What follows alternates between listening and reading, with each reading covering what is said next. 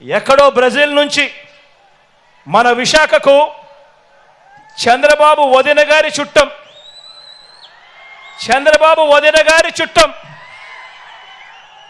తన కంపెనీకి dry east పేరుతో డ్రగ్స్ అంటే మాదక ద్రవ్యాలను దిగుమతి చేస్తూ ఉంటే ఈ మధ్యకాలంలోనే సిబిఐ వాళ్ళు రేడ్ చేశారు.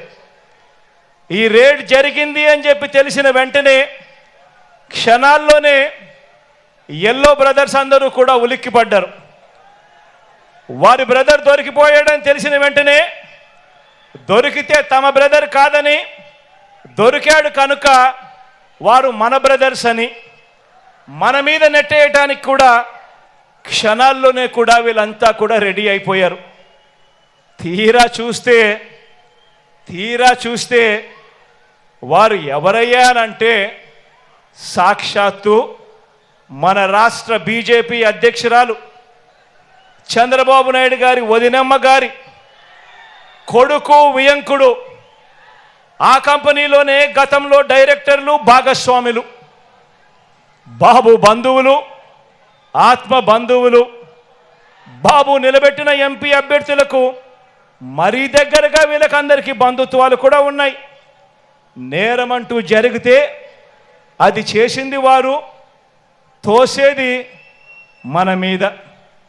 ఎక్కడన్నా జరుగు నేరం, ఎక్కడన్నా ఏదైనా జరుగు, బురద జల్లడానికి మాత్రం వెంటనే రెడీ అవుతారు.